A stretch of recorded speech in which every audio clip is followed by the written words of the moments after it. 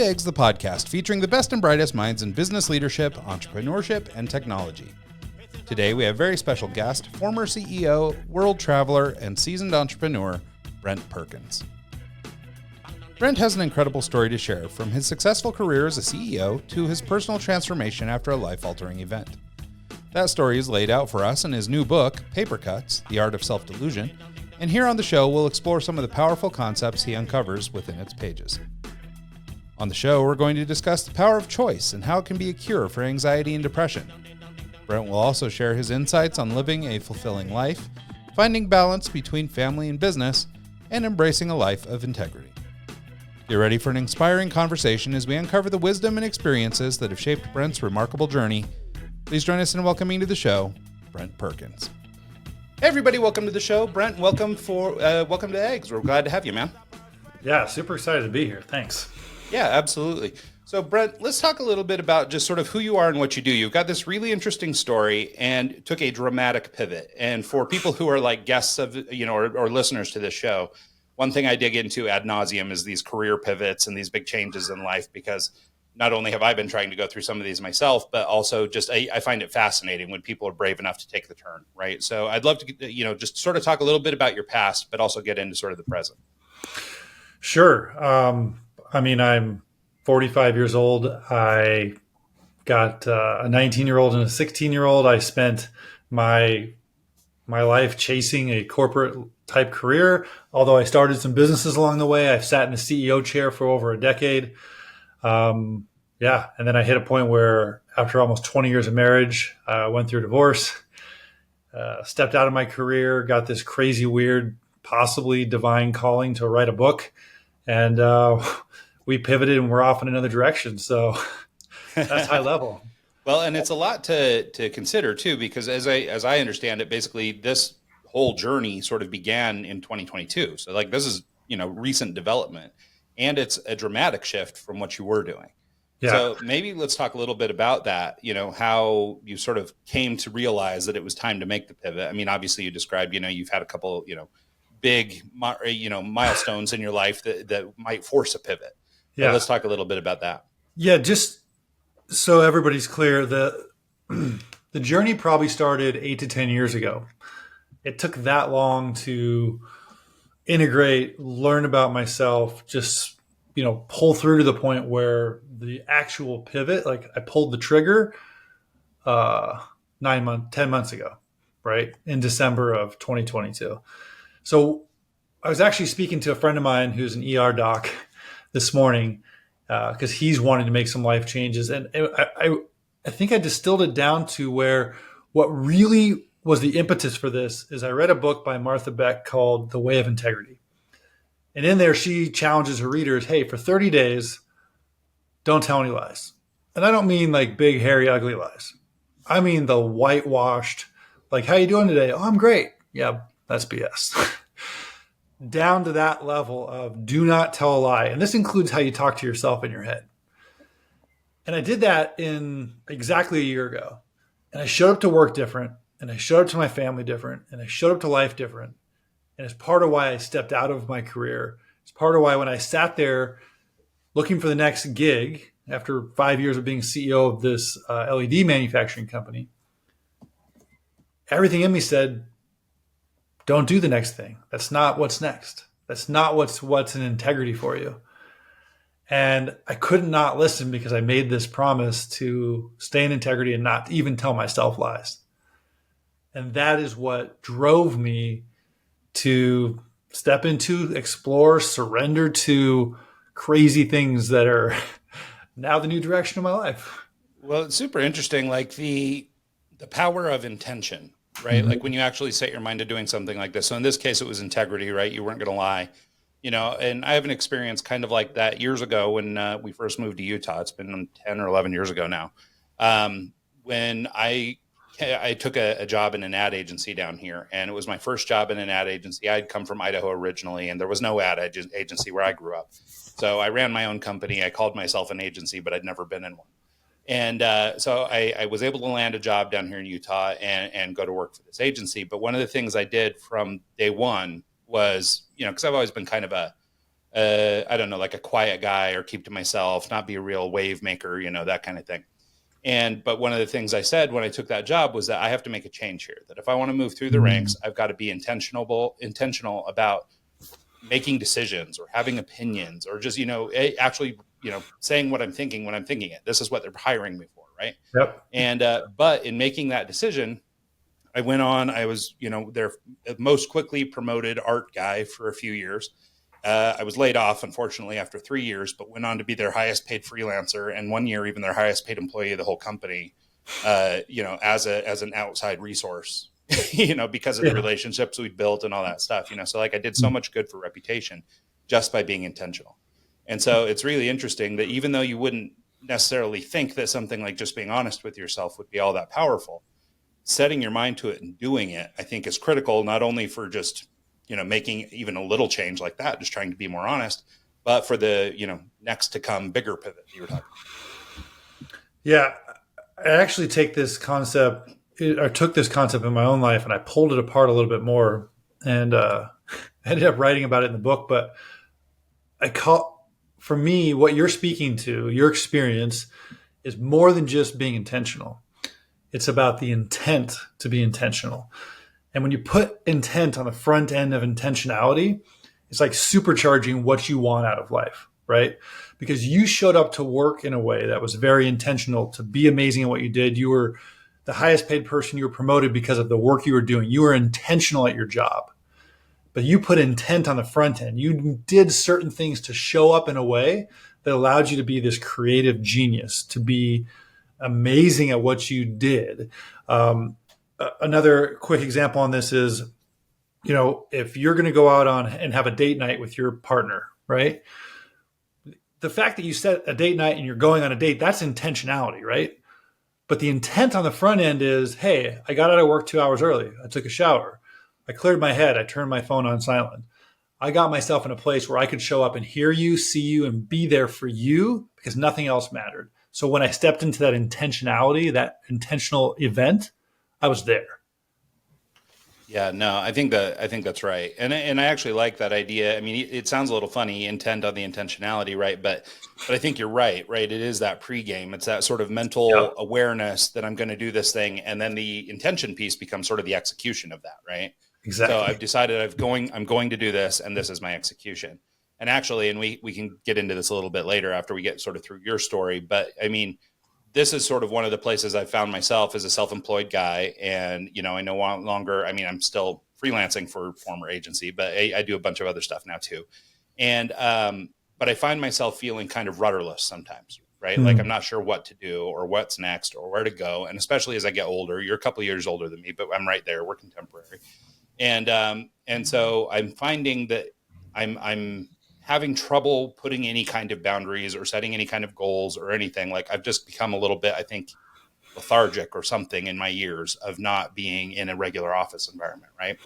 And so it's one thing, I mean, it's been now 7 years or 8 years that I've just been totally on my own. Right. And so, and then, COVID sort of slowed things down too. So I think some of this intention stuff could be really valuable. And I do want to get into that some more. So, but let's talk about, or sort of, I guess, the logical next step. After you've set your intention about not lying, what did you discover? That I was a liar. That it blew me away. All the areas of my life is incredible. Where I just glossed over things, told myself it was okay, whitewashed everything, from what I ate to how I took care of myself to, stupid little things to, doing things, chores around the house to how I showed up to my friends or even just talked to them and scheduled my life. Every facet of my life, there was some whitewashed. I either didn't want to be there or I was holding back or I couldn't quite tell the whole truth because I didn't want to hurt people's feelings. And all of it, honestly, the person that hurt the most was me. And really exploring that was mind-blowing. Yeah, no, it's an interesting insight. I mean, especially as it comes to that, I'm just thinking even in my own life, right? I remember at one point I had made a decision that when people were, again, being intentional, but people, would ask me what I was doing or how you doing or whatever. And I can't remember what I used to say, but I used to just have kind of this I don't know, flippant kind of whatever response, negative response. And I switched it up to just saying, so good, so how are you doing? Oh, Yeah. I'm so good, and so to your point about sort of whitewashing things, on good days or bad days, I would say I was so good. Right. So sort of whitewashing, but I was trying to do the opposite, which I was trying to trick myself into being so good. Right. So that I was always in that space. And so, so I think there is something to that concept of I guess the awareness around what you're saying and how even just those kind of little white lies or those little whitewashes, even though they don't feel like much, over time can compound and maybe become a bigger issue. Yeah. So this is an interesting topic, and let me know where you want to take this. But, whether you call it fake it till you make it, whether you call it positive affirmations to make myself just get there, part of it is what I've found when in this integrity journey, right? Part of it is, especially as men, we don't allow ourselves to fully have our feelings, right? Emotions happen to us. Feelings are what we ultimately choose or don't choose to respond physiologically to these emotions. And for instance, you get angry, right? Anger is an emotion. Something happens for 90 seconds, it washes over you, you get flushed, and you can respond. You can yell. You can choose to, because you have awareness, sit calmly and let it pass over you and actually feel it. You could choose to it turns into sadness. And sometimes it feels like we don't have choice here. But at its core, as we pull this stuff back, we really do. And living in integrity, and that piece for me starts with having these emotions, because too often, and I did this, and I find so many other humans do this, and men are really bad at this. We take that emotion, we're like, nope, not going to have it, shove it down. And it just builds and it builds. And we either lose our shit eventually, it turns into something else and then festers and bleeds out in some other ugly way, or it turns into a midlife crisis for us, right? So that's part of where this integrity piece becomes really, really important for me. And when we talk about kind of these positive affirmations or living in hope in a way, right? Like, gosh, I hope today's better. Gosh, a friend of mine said this and it struck me sideways. And he said, living in hope is like living drunk. I was like, okay, I think I get it, but you need to explain this. And he said, we talk about controlling the controllables, right? At the end of the day, we only control ourselves, right? We have choice for ourselves. And when we live in hope, and I hope you show up a certain way, and I hope you do this, and I hope one day maybe you change, it's literally like drinking alcohol every day and just numbing ourselves, and maybe it'll happen. Why live that way? Why not be in integrity and be honest and say, hey, it's not this way. I don't like it. I can't do anything about it. I'm either going to acknowledge it and do something different, move a different direction, or I'm going to help that person if I can. But I'm not just going to hope. I'm not just going to pretend like it's all perfect and great. And maybe someday it will be. Yeah, there's something in there that is another one of these like perennial topics on this show that I've been trying to get through, which is this whole idea of, in simplest terms, it's, reading the book and then acting on what's in it, right? So it's like we've all read all the business books, but we're not all Warren Buffett. So there's clearly a disconnect. So I explore this topic a lot with different people, and I was talking to a guy the other day, and I've always sort of attributed it to it being a fear problem, that people can't make that next step because they're afraid. And, and it's maybe a little more nuanced than that. Maybe we just need more guidance. Maybe we could make the step if somebody held our hand or whatever, right? So maybe it's not totally fear, but that's sort of my shorthand for what I think this is. So, but this other guy I was talking to, the way he put it was sort of this cognitive dissonance, that basically what you're doing is you're setting yourself up to do other things instead. You read the book instead of doing the work. You did, you went to the class, or you saw the speaker, or you downloaded the software, or you whatever, instead of actually doing the thing. And we do this to make ourselves feel busy or feel like we're doing something. And the example of this in my own life is I keep threatening to start painting again. I used to be really artistic when I was a kid, and I keep threatening to do this. Well, I buy art supplies like they're going out of style. I'm up to the roof with canvases and paintbrushes and paint and all that stuff, but I'm yet to start. And this has been going on for 2 years that I'm telling people and trying to be intentional. And, I feel like being public about, I'm going to start painting again, will put some pressure on me to do it. Yeah, I never do it. And that's kind of what this guy was saying, is this cognitive dissonance is this thing that I'm basically buying art supplies to stave off the fear of actually having to do the work.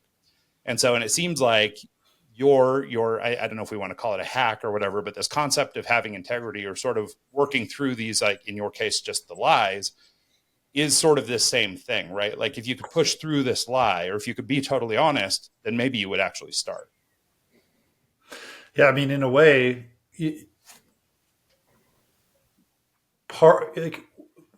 first off, what you're doing is, we've all done it. I've done it a million times. Zero judgment here, but you're living in this place of hope that you can get back to this place. And that, not that you were an amazing artist, you are an amazing artist, but you're hoping you can get back to the place of just starting it. And when I say hope is like living drunk, it's like when you're living drunk, you're not ever going to execute, right? Mm-hmm. But when you show up and you're like, fuck, this is hard, this is going to hurt, I don't want to do this, and I'm just put the paintbrush in my hand, this is ugly as, it's getting better. And you just start doing it. And that's where I stepped into and figured out how to write a book, which I've never done before. Didn't know anybody who'd written a book. Understand, or figuring out how to show up and surrender and going, I have no idea what I'm doing. I'm going to mess this up. It's going to hurt. It's going to be hard as heck to show up every day. And yet, I'm just going to do it. Yeah. So I'm actually here, by the way. Sorry, Mike. Yeah, no worries.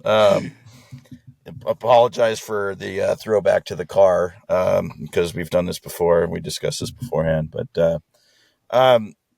so you read this book, you decide you're going to have integrity and tell yourself the truth and tell everyone the truth, and then you get a divorce and write a book. Like what happened? Like what changed? What pivot did you do to I mean, I don't know. Go further. Tell us more of your story. Sure. Sure. So, I got married at a young age. I was 25. Got married because we got pregnant, and did everything we thought we were supposed to do in life. Attempted to fall in love, make this life that we all wanted to. I chased my career path, and honestly, didn't show up for myself and didn't show up for her. And not that it's all my fault, but I know what I didn't do in my relationship and my marriage. And yet I yearned for more along the way, as most of us probably do. And it was about 2014 that I started to explore spirituality differently, that I started to explore what else there was in life. And that set me off on this journey. And I got divorced in 2020. Separated in 2020, divorced in 2021. So before all this happened.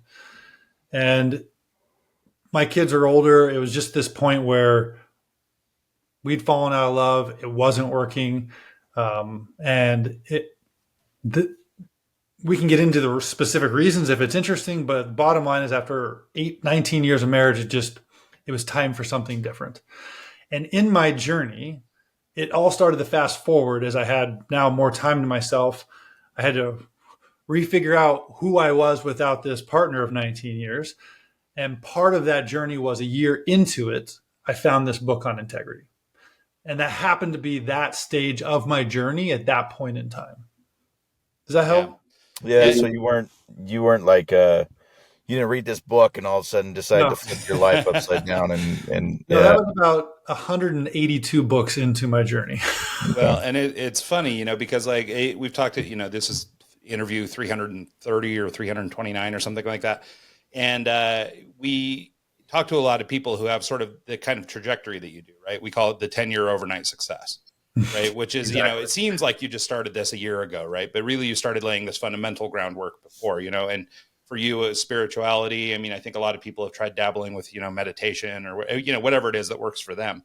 And so I think that, it's interesting or good that, you gave us that little bit of backstory, just because I think that helps show that this didn't culminate just instantly and, through one read.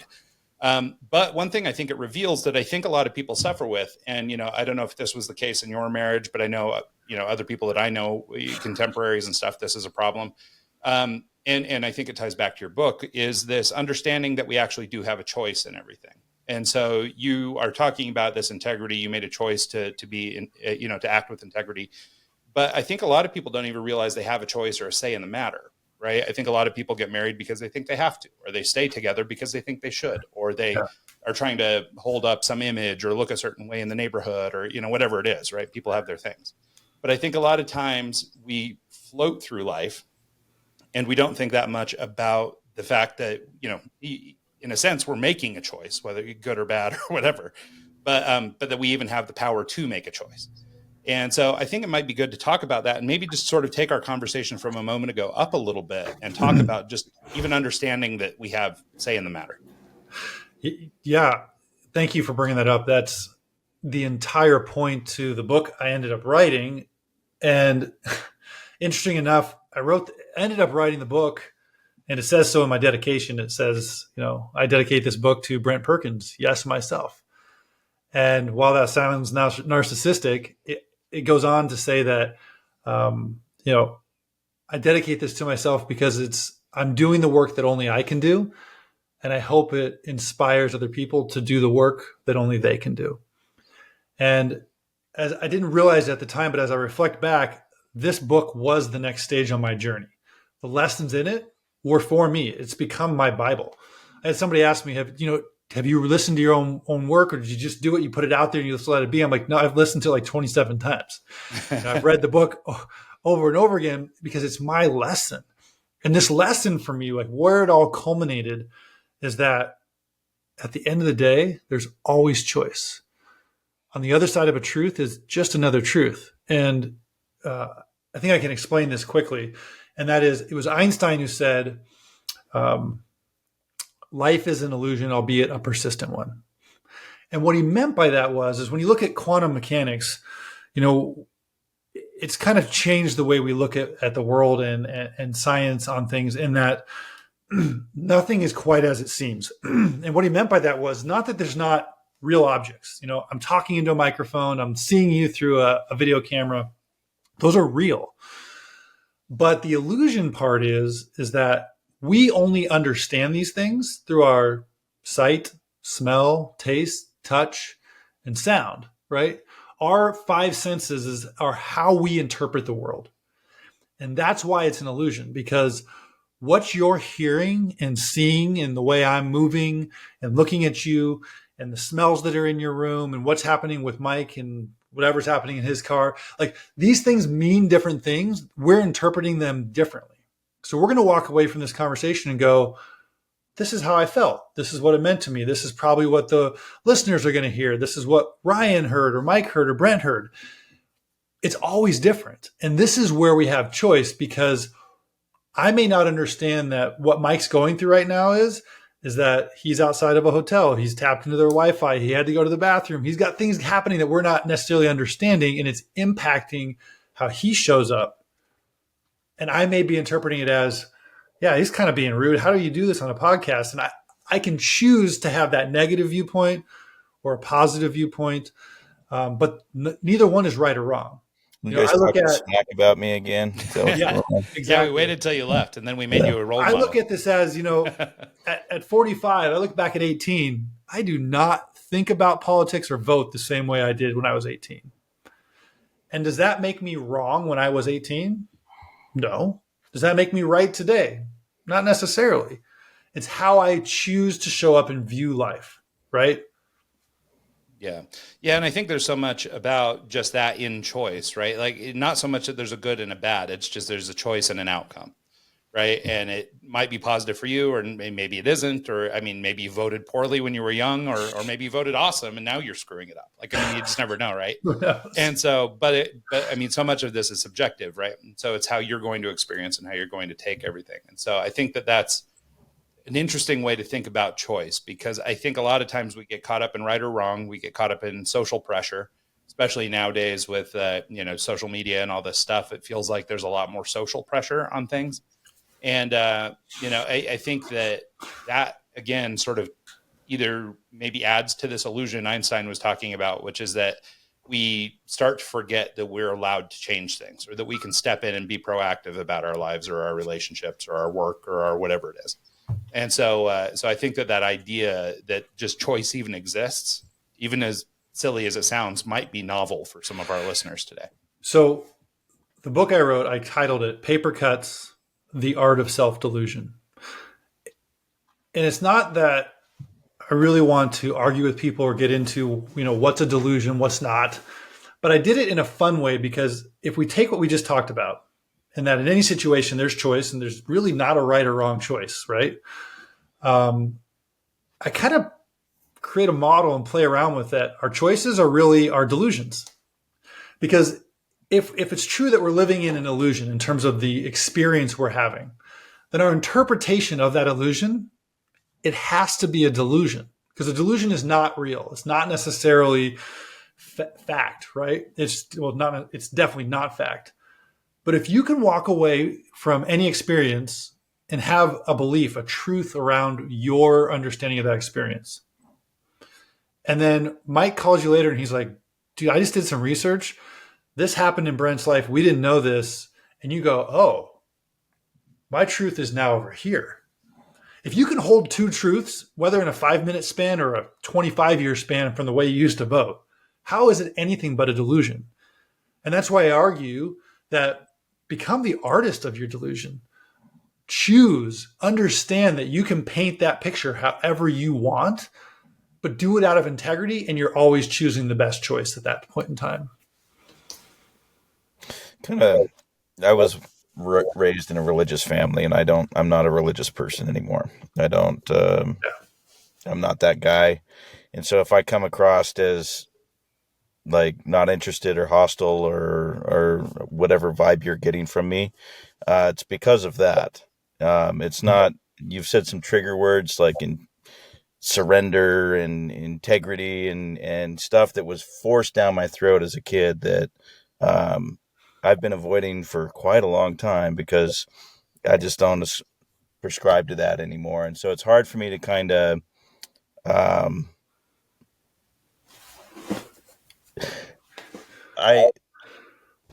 like to kind of go down these roads in a different kind of verbiage per se, like get to the same point, but not with the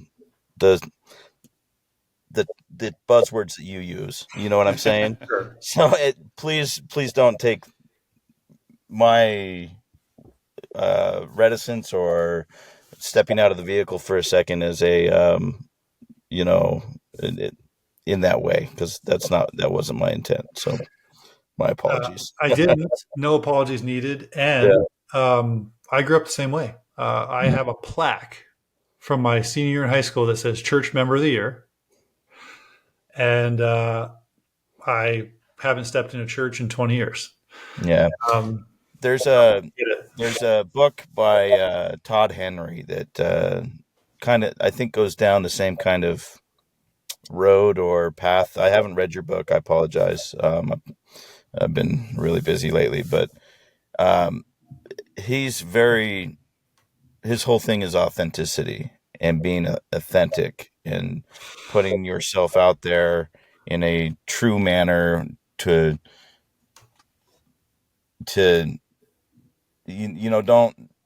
don't whitewash it. Just be yourself and tell the truth, and always tell the truth. And I kind of see some parallels. Can you maybe tell us about why you picked this subject and why you wrote a book about it? So I've kind of touched on this already. I don't know. A year ago, December, I'm sorry. So January of 2022, I started a meditation practice. And I was sitting in meditation after I'd quit. I'd stepped away from my CEO job this last December. And it literally came through. It was like, you're going to write a book. And I was like, I'm not writing a book. This is crazy. And the next day I was like, you're going to write a book, and here's the title. I was like, this is insanity. But I journaled what the title was. I'm like, what does this even mean? Papercuts. And I sat with it for a week, and my daughter's like, it's December, Dad. Enjoy the holidays. Just go with it. And it was January 7th. I'm like, I think this is like my next part of my journey. And I didn't have any content for the book. I sat down and tried to like wrangle it through, like outlining it and being like strategic about, let me out, and I spent a month and I wasted my time. And it was February 1. I'm like, okay, this is my lesson. Surrender is my lesson. Like letting go of me trying to control everything in my life is my lesson. And I just did it. And I'm like, here's what I'm going to do. I'm going to show up 4 days a week for 4 hours. I blocked off time in my schedule. And I just started writing. And I tried 3 days a week to have coffee with friends or just reach out to people in my life. I started recording conversations. I'd go back and re-listen to them, and I'd start writing either word for word dictating what we talked about, or then what's the lesson here? And it all came together in 60 days. I wrote the entire book. It all formed because I finally was like, I don't know what I'm doing. I don't know why I'm talking to these people. I don't even know what. I'm just asking questions and having conversations, and I let go of control. And it all happened. And it was my lesson. Like writing the book and the people I spoke to in the lessons, they were my lesson. It was my next step in the journey. And I had no idea. Yeah, it's so interesting. I mean, to Mike's point, about Todd Henry's book, like, I think that, a lot of these sort of like human truths have been gone over since, forever. Yeah. Right? I mean, all the way back to the Greek philosophers and whatever. Like, people have been trying to crack this nut. But I think what's valuable is I think people looking at it through their lens and taking it through their life experience and then regurging it in whatever version that comes out as, right? So in the case of Mike, Todd Henry's version, really hit home for him. Mm-hmm. In your case, I seem to be vibing off of what you were talking about, so there's like, but I think so much about life is timing, and it's having the right thing happen at the right moment. Like you had your child encourage you to take a month off that maybe you wouldn't have if you were a busy entrepreneur, CEO, cranking away at work. You might not have taken the time to be open to hear that thing. Right. So you might have heard Papercut and went, ouch, I got a paper cut. And then Exactly. left. That could have been it. And so I think it's really important that in that moment you were able to hear it and you were receptive to hearing it. Your meditation practice might have tapped into that a little bit or gave you some moments of clarity that allowed you to sort of hear a thing, whatever that is. Right. And I think Stephen Pressfield calls it the muse. Mm-hmm. And I really like his take on art and this concept of, roadblocks that keep you from doing the things you want to do and stuff. And so I think that it's really valuable that you stopped and took the time. And I think this goes back to this concept of choice and back to our earlier discussion about intention, right? Like, I think first of all, you need to realize that you can make a change. Second of all, you have to actually take some action on it, right? Whether that is just setting an intention, which is sort of a meditative practice, or it sort of comes with that universe of stuff. For sure. But whether that's how you get to it, or you do a version like mine where you just say, hey, you know what, I've got to be a Blockbuster employee this time. Like now I've really got to make hay while the sun's shining. So however that manifests for you, I think, you can go your own way, but I think the steps that we're describing here are the how you get there. And I think that's really interesting. Yeah, 100%. And I mean, I actually read The War of Art right in the middle of writing this book. And I mean, Stephen Pressfield's advice really is like, to beat that demon, you just got to show up. And showing up is like, it's letting go of control. It's not knowing what the heck's going to come out. He's like, just start writing. Like, put your fingers down on the keyboard and just go. Yeah. And for people who don't know, Stephen Pressfield is an author, and he wrote I think it's The Legend of Bagger Vance and some of these other things. And so he's a well-known author, but this concept that he talks about is resistance, which is the thing that keeps us from doing the thing. I think the way we're talking about it in this conversation is the power of choice, or the intention setting, but it's the same thing that we're trying to get over, right? Yeah. And so I think it's interesting how Stephen Pressfield's book was really valuable for me as a guy in the art space and who deals with this muse creative person or whatever it is. And so I think it's really valuable information. Yeah. And are you speaking to The War of Art specifically in his methodology on how to actually accomplish some of these creative tasks? Yeah. Yeah. The War of Art was the big one for me. I can't remember the title of his second one. His second one was good too, though. And, well, second sort of in that series. But so I might be conflating the two. But yeah, it's these ideas of the muse and then working through resistance that for me are really important. Can you give us an overview of your book? What kind of subject matter it dives into? Yeah, so we've touched on it a little bit.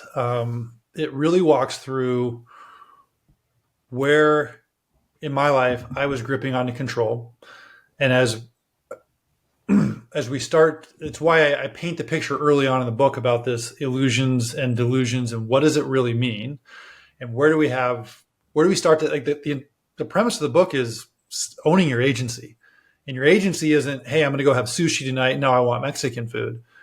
Your agency is at every juncture, whether it's to another person, whether it's in your own head, you have choice on everything. That is what agency is. That is what free will, whether you believe it was divinely given to you or not, we all have free will as the only thing. Viktor Frankl talks about it in his unique perspective, being a Auschwitz survivor and man's search for meaning. But it's free will, the one thing we all have unequivocally, without bias, right? We all have that. Now, how we use it is, and again, I'm not saying anything new, but it's my angle, which is, hey, we have choice.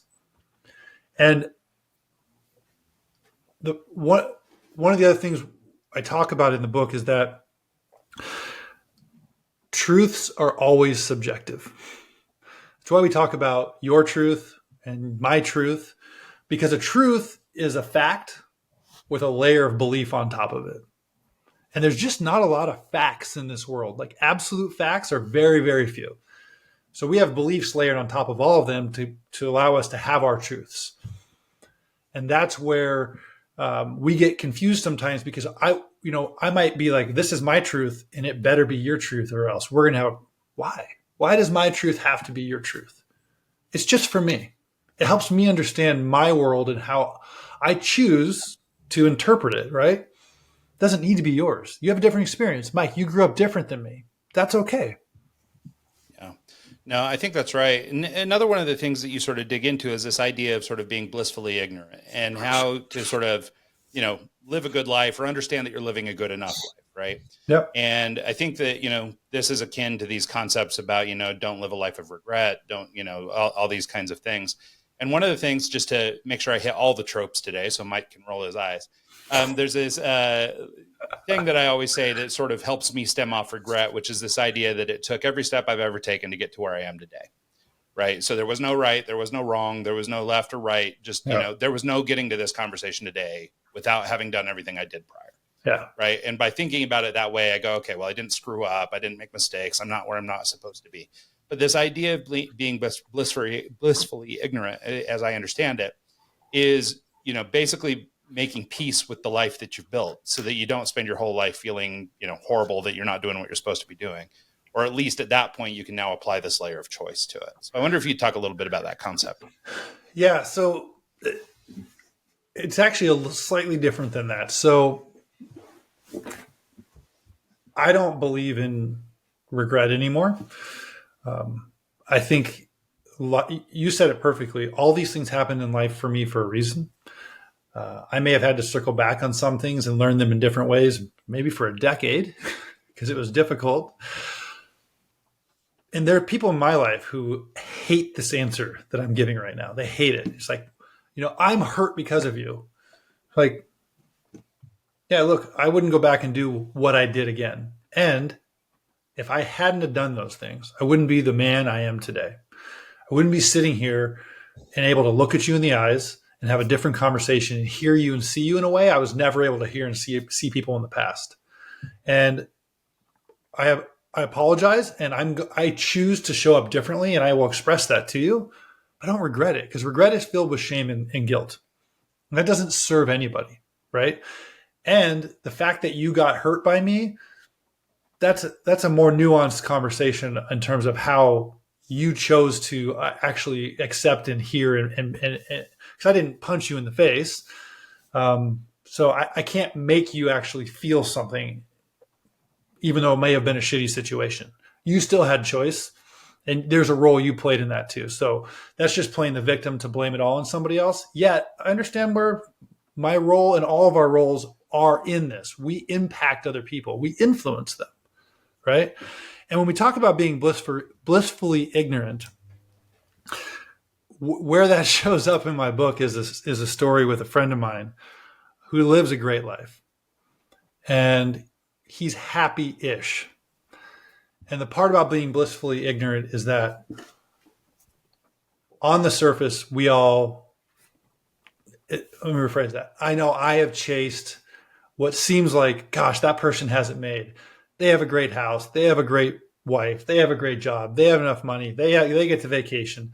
And all these things aren't what they seem on the surface. And that's what I was talking about with my friend who has these things on the surface, and yet he's got his head in the sand. He is blind to he's not living in integrity with himself. And so everything's just good enough. And at the core, he's really not happy. He's numbing himself with alcohol and golf and these things that just kind of hide him really understanding and exploring and doing the things for him, because it's blissfully ignorant. Yeah. And it's okay, but let's be honest about it. Yeah. No, I think that's fair. And I think, obviously this is something that I think a lot of people struggle with, right? I mean, is coasting through life. I know that this is something that I've felt myself kind of recently, and I don't know why I'm tuning into it recently, but I feel like I've just kind of been at this grind, right? Like I do my work every day. I shuffle my paper every day, but nothing really all that valuable is happening, right? Like we're just kind of doing the thing we do. And, this goes back for me personally, this concept of choice, right? Understanding that if I want to change the situation, I need to get out of that sort of living in hope mentality and start actually making some changes. But understanding that I can make the change, I think, is one of the things I've got to get through. And then this concept of being blissfully ignorant, I show up for my kids. I do all that stuff. I'm not drunk all the time, none of that stuff. But at the same time, I'm doing what I think I'm supposed to be doing because I think I'm supposed to be doing it without a whole lot of thought, right? This is just what I've always done, so I'll continue to do it, and that's it. And so I think that there's some real lessons to be taught there in that concept of trying to live a life that isn't necessarily blissfully ignorant. Yeah. So Ryan, you and I seem to be on the same page. Mike, you seem to have questions. I'd love to know how, because this is what's amazing about life. Like all these things mean and register so different with each of us. And I would love you to speak up, because I guarantee you half the people feel like Ryan and half the people feel like you, Mike. And hearing your side. I keep thinking of like the blissful ignorance, right? When I was a kid, we lived in a trailer in a farm, and we didn't have a nice car. We had an Astro van that barely got us from home to church and back. And I remember loving life. Didn't matter. It's great. I get to go play with cows and chickens, and it's awesome. It's great. And then, that to me is like blissful ignorance. It's like, it doesn't matter that you're poor, that you might not have what the Joneses have. If you don't know any better, it's fun. It's great. And I think, everyone has a different path. Everyone has a different mindset of what matters. Whether it's, you want the new latest, greatest car, or you want the new latest, greatest phone, or this or that, the material possession. Sometimes that doesn't really matter. Sometimes it's a matter of who you're with, and a matter of the experiences that you have in your life. And, well, and I would just add to that, Mike, that I think you're dead on with that, but I think it takes maturity to get there. I think it's really easy to be a young person caught up in all that Jones's bullshit.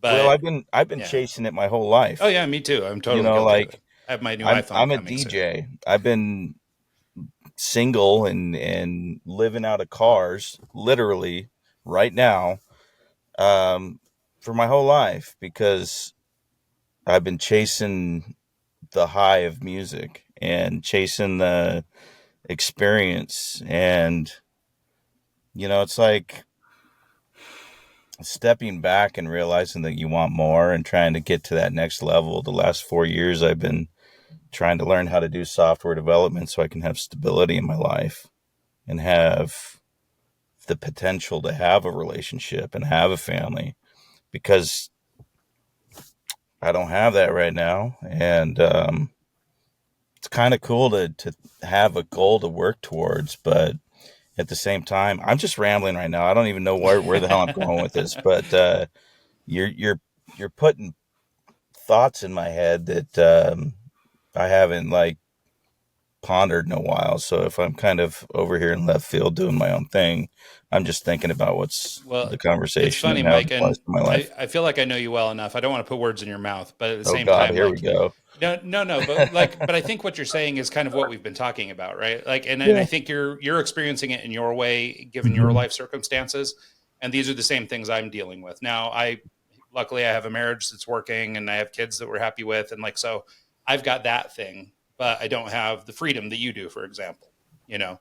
So, but we're both arriving at the same spot where we're going, or we're trying to make decisions, or recognize the fact that we have choice about the way we're going, right? So you started being really intentional about, hey, I want to get some stability in my life, so I'm going to focus energy on doing software development and building a skill that I can turn into a steady paycheck one day, you know. And you're pursuing relationships and you're doing other things that are changes for you from how you've been, right?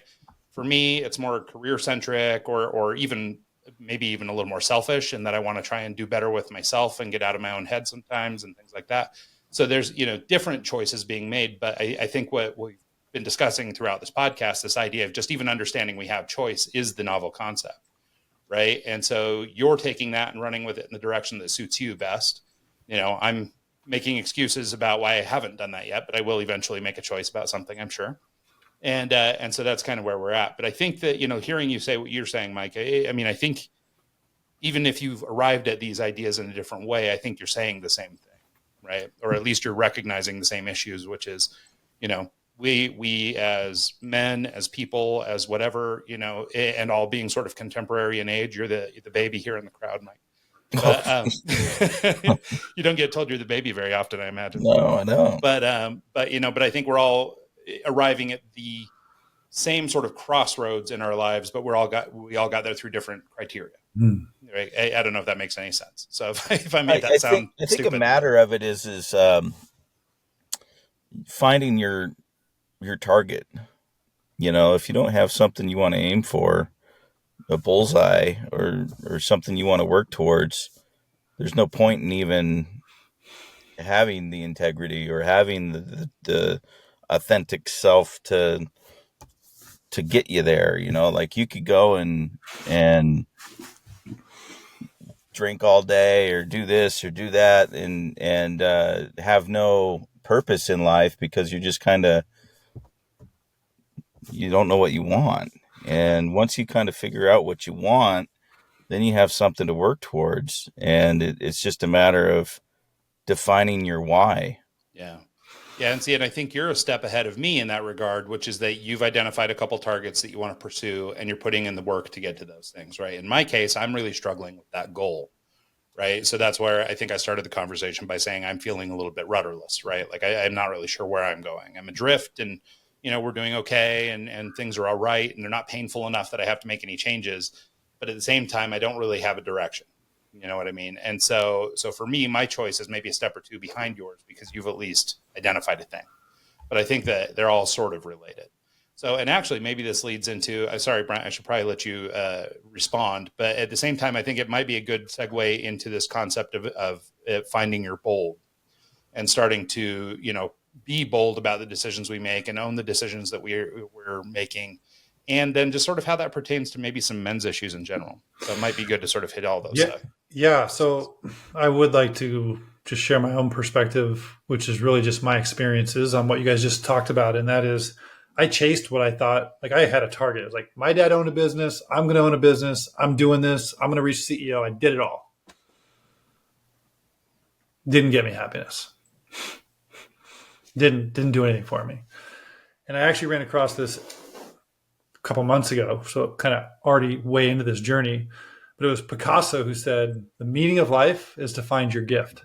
or gifts. The purpose of life is to give them away. And that really struck a chord with me because I looked at, we actually all have the exact same purpose, and that is to ultimately share with the world that which we are passionate about, we're great at, and we love doing. That's what our gifts are. And I had to ask myself, well, what are my gifts? Well, I'm vulnerable. I have a way of, bringing truth to the table and being honest with people, but in a way that's not like a, F you sort of way. This is, it's taking risks.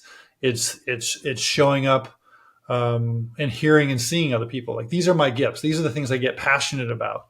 And if I tried to chase them in terms of like a purpose and give them away before I developed them, it'd be impossible. And this is where I think Picasso hit it right, which, his gift was painting, right? Is capturing moments of time in this beautiful way, in his own way. But if he tried to give that away before he failed and made horrible things and didn't understand how to do it, like, he had to be selfish before he could be selfless. And I think that's a lesson that's so hard for a lot of us. It's like, that's narcissistic, that's selfish. Like, no, it's not. How can you give away anything until you've got it? It's the oxygen mask concept, right? You have to take care of you. You can't give away love unless you have it for you. You can't give money to somebody on the street unless you've earned it and have it for you. And too often, I did this in my life. I did the equation backwards, and I wondered why it never really worked. And that's where we start to step into where I'm stepping into in my life is not going back to being a CEO again. Yeah, the money's probably better, or maybe not, who knows? But I feel called at this point. I've now filled my cup in these areas. I feel called to now, my purpose is to give it back. And what that looks like in my life is I've started this company called 3X Bold, which is about being courageous, authentic, and wild in our lives. And it stems from choice. It stems from what I've learned in this book, which is like this culmination of my journey. And really, while the book is for all genders, for everybody, I feel called to support men. Yeah. I can relate with men. I am a man. I've gone through this journey. I have kids. I've been divorced. I resonate better. And I'm starting this small cohort called the Bold Men Fellowship, because I want to teach men to get to a point where you show up to life and it doesn't matter what somebody thinks, what's going to happen over here. You're making decisions or choices for you out of integrity for your own life. And being bold means you can show up into any situation. And if you make a choice out of integrity for you, you don't care. It's like the ultimate courage piece. It's the ultimate authenticity. It lets you be wild in situations because you're showing up for you. And when you do that in the best way, it automatically is the best thing for other people too. Yeah, no, it's interesting that quote from Picasso that you just shared like really resonates with me. It's funny because before you were on the call, Mike and I were just killing a couple minutes talking. And one of the things I was sharing with him is that I feel like I'm not doing anything all that big or important, right? And like I said, I'm just kind of shuffling papers. I'm doing my work. We do a lot of creative work for a lot of people. So we are making things, but it's just like my role in this is just kind of keep the pieces moving, right? And so for me, I feel like I've lost a step in that I'm not doing anything that's like wildly impactful. And it's funny because like when Mike and I were much younger, he was sort of the lead, but he and I used to do a lot of concerts together, actually in Phoenix. And so we used to run a lot of concerts down there. And so even though they were like little shows, 500 to 1,000 people, these little concerts or whatever, it felt like I was doing something impactful, right? We were organizing a thing, we were achieving a goal, and we would walk away from it and reflect, right? So we did the whole cycle, and there's not a lot of other things in my life right now, and maybe this could be paintings, or maybe it could be, helping other people, or I don't know what it is yet, but there's this thing that I think people need to experience, which is sort of set a goal, achieve a goal, reflect, and repeat. right? And I think for a lot of people, they don't get that very often. And I know in my case, I don't feel like I'm getting it a lot. And, we do it on a micro level, which is, hey, we've got a new project. We designed the project. We get feedback on the project and we've completed a job, right? So, I mean, we are doing it on a micro level. But in terms of grander, bigger things that are more important to sort of either myself personally or sort of the world in general, I don't feel like I have a lot of those things in my life right now. And so this concept of, find your gift and give it away is really interesting to me, just in that, again, I mean, I've shared the story about painting or trying to, start painting again. But the idea is, I've been artistic my whole life. It sort of got stifled with my career. I mean, I still do art every day, but I do commercial art in a computer and stuff like that. It's just different. And I'm not sharing anything that's sort of authentic to me, right? Like I'm building something for your brand or something for your company or, whatever it is. And so that doesn't necessarily have a connection with sort of who I am as a person. So I'm not sharing my thing outside of the fact that I executed your thing. Right. And so I think that there's something in there that, is worth unpacking, which is just this concept of, being able to find your gift, share your gift. But I think part of it goes into this being bold or making bold decisions or acting in a bold way. Because I think that you have to be able to do that to achieve these kinds of things. Yeah. Thank you do you want to help me write the next book? Yeah. Well, I think we're almost to that time. You want to tell people where they can reach out and how they can get in touch with you if they're interested? Yeah, they can find my book. It's on Amazon in all formats. I actually just did the audiobook last month, which was an interesting process. I narrated it myself. But Papercuts, The Art of Self Delusion. And if you want to follow along with anything else I'm doing, especially if you're you're a man, you're a father, and some of this resonates with you, I'm doing some work with other dads in that area at 3x, the number 3, the letter X, bold.com. Yeah, no, that's awesome. And I think it's real important. We didn't get into a lot of these men's issues or anything, but we're parents to boys, and my wife has been raising boys, and just sort of in our current climate, seeing what boys are experiencing in terms of sort of stifling masculinity and, other issues, around expectations of men and some of these things that have sort of evolved or changed, not necessarily for the better, but, men's ability to sort of react or roll with what's going on in that sort of world, I think has changed quite a bit lately. And so I think these groups are kind of interesting and so, and valuable. I want to say one thing on this topic, because I think it's so important, and wherever you guys take this in future shows or in your own life, but I'm so tired of hearing that masculinity is toxic. That's a load of crap. Masculinity is amazing. There's just people who express it with toxic behavior, and that's a choice. That's a learned thing, and it's a correctable thing. But I believe we need to teach, especially our young children, men, that your masculinity is where you are grounded, where you have strength, and where you actually can give back to humanity and other women and support them in their femininity through this grounded strength and develop that, not stifle it. So, no, I think it's really important. And there's this quote, I'll probably screw it up, but it's this idea that hard times make hard men make easy times make easy men, and easy men make hard times. And I feel like we're sort of at the end of that trajectory where we're going to, we've got sort of a, and this sounds bad, but sort of a softer class of man right now that I'm afraid, could lead to trouble in the future, and luckily, I mean, I'm seeing a lot of change. Just my oldest boy is 16. So I know you have one that's sort of about that age. And so, I'm seeing things with him, and then I'm seeing things with our 12-year-old that are, somewhat troubling, but also kind of a course correction by our 12-year-old's kid age. So I'm hopeful that maybe stuff sort of straightens out. But anyway, it'll be interesting to see, and I appreciate or applaud your effort on trying to help fellas out. Yeah. So one last time, do you mind just give us your URL one more time before we get out of here? 3xbold.com, six letters, 3xbold. Excellent. And the book is Papercuts, The Art of Self Delusion, available on Amazon, everywhere else. So thanks so much, Brent. I really appreciate your time, man. Yeah, thank you guys. Mike, Ryan, have an awesome day. Yep, take care. You too. And thanks to everybody who tunes into the show this week and every week. We'll see you guys next time.